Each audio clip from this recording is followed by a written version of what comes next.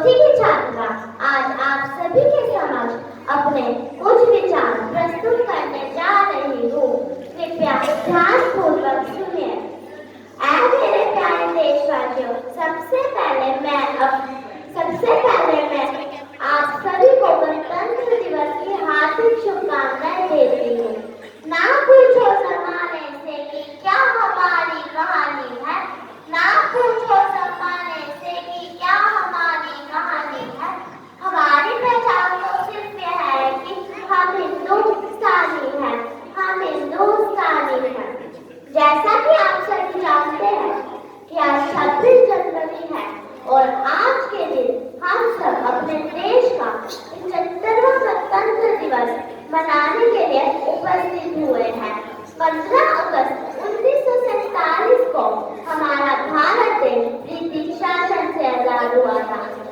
हालांकि भारत का संविधान 26 जनवरी 1950 को लागू हुआ था। तब से हर साल हम गणतंत्र दिवस मनाते हैं। हमारा संविधान विश्व का सबसे बड़ा लिखित संविधान है। मूलतः संविधान में 395 अनुच्छेद, 22 भाग और 8 अनुसूचियां हैं, परंतु वर्तमान में भारतीय संविधान में 470 अनुच्छेद, 25 भाग और 12 अनुसूचियां हैं। 2 वर्ष 11 महीने और 18 दिन की कड़ी मेहनत के बाद संविधान बनाकर तैयार किया गया। डॉक्टर भीमराव अम्बेडकर जी को हमारे संविधान का जनक माना जाता है।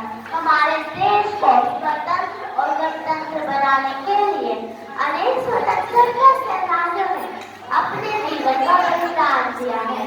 महात्मा गांधी, सुभाष चंद्र बोस, सरदार वल्लभ भाई पटेल और मंगल पांडे जैसे स्वतंत्रता सेनानियों को तो आप जानते ही हैं, परंतु उनके नाम इतिहास के पन्नों में गुम हो गए। देश इनके समर्पण को कभी नहीं भूल सकता। स्वतंत्रता के बाद हमारे देश ने बहुत उन्नति की है, परंतु आज भी हमारे देश में आतंकवाद, भ्रष्टाचार, बेरोजगारी, असमानता जैसी समस्याएं हैं।